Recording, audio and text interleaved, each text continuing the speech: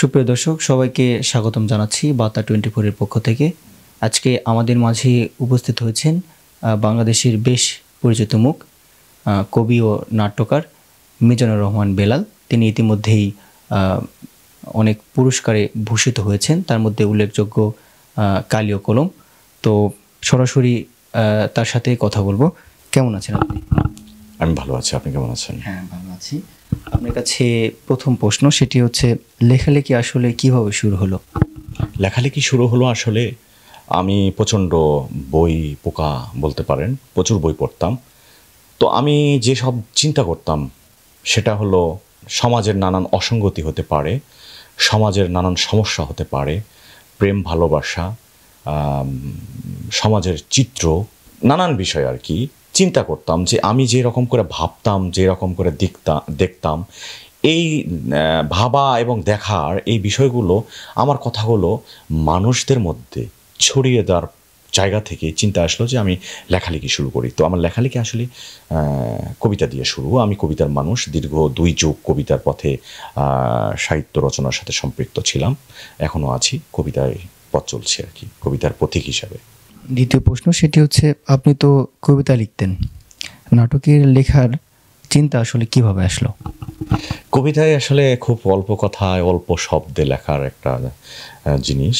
তো আপনার সব কথা আর সব অনুভূতি আর সব সমস্যার কথা আসলে কবিতার মধ্যে তুলে ধরা খুব কষ্টকর, এবং কবিতার পাঠকও আসলে একটি নির্দিষ্ট শ্রেণীর। হ্যাঁ, তো আমি চিন্তা করলাম যে 7 তলা থেকে ফুটতলা পর্যন্ত যে মানুষের একটা বিভিন্ন আপনার শ্রেণীর মানুষদের জন্য যে কথাগুলো আমি ছড়িয়ে দিতে চাই, আমি যে মেসেজ ছড়িয়ে দিতে চাই, আমি যা ভাবি মানুষ তা ভাবুক, মানুষ তা দেখুক, যেটা কবিতায় পারছিলাম না, আমি ওই জন্যই আপনার নাটক, ওয়েব ফিল্ম এবং ফিল্মে চিত্রনাট্য শুরু করি আর কি। যদিও আমার নাটক দিয়ে শুরু, অনেক 151টা নাটকের মতো অনিয়ার হয়েছে, পাইপলাইনে 10টা নাটক আছে আর কি।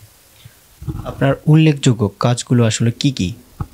উল্লেখযোগ্য কাজ আসলে কবিতার ক্ষেত্রে যদি বলা হয়, আমার 17টি মৌলিক কাব্যগ্রন্থ প্রকাশ হয়েছে, যেটার জমজুয়ারি নামক একটি কাব্যগ্রন্থে আমি কালি ও কলম পুরস্কার পেয়েছি। আর যদি নাটকে বলেন, তাহলে নাটকে আসলে আমার অনেকই উল্লেখযোগ্য নাটক আছে, যেমন বিসিএস বক্কর সিকুয়েল হয়েছে RTVর একটা নাটক, আপনার চয়নিকা চৌধুরী পরিচালিত শুভকামনা স্যারের মেয়ে, আদিত্য জনি পরিচালিত নগরবালা, কাজীর ছেলে, তারপরে আপনার আবু হায়াত মাহমুদ পরিচালিত রুমাল, তপু খান পরিচালিত পারফিউম, এই সহকারে অসংখ্য নাটক আমার আসলে উল্লেখযোগ্য কাজ আর কি। সামনে কি কি কাজ নিয়ে ব্যস্ত সময় পার করছেন? আমি একটি সিরিজ আপনার কাব্যগ্রন্থ নিয়ে কাজ করছি।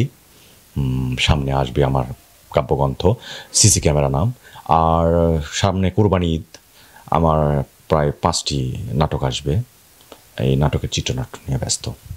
আর সামনের ভবিষ্যৎ পরিকল্পনাটা কি আসলে আপনার? ভবিষ্যৎ পরিকল্পনাটা হলো আমি ফিল্ম নিয়ে কাজ করব। অসংখ্য নাটকই তো কাজ করলাম, তো আমার দীর্ঘদিনের স্বপ্ন আমি ফিল্ম নিয়ে কাজ করব, আমার ফিল্মটা দেশ বিদেশে ছড়িয়ে পড়ুক।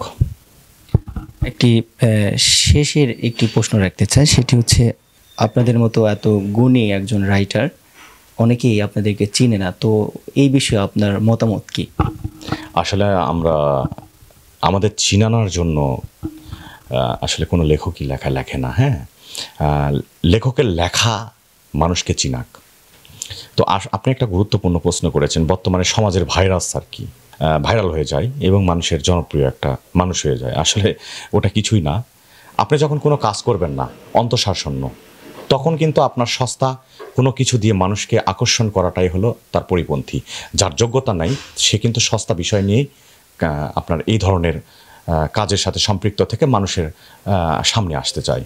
এসব পরিত্যাগ করতে হবে, সৃজনশীল কাজকে সাপোর্ট করতে হবে, ভালো কাজকে সাপোর্ট করতে হবে। আশা করি আসলে এগুলো সাময়িক উত্তেজনা, এগুলো থাকবে না।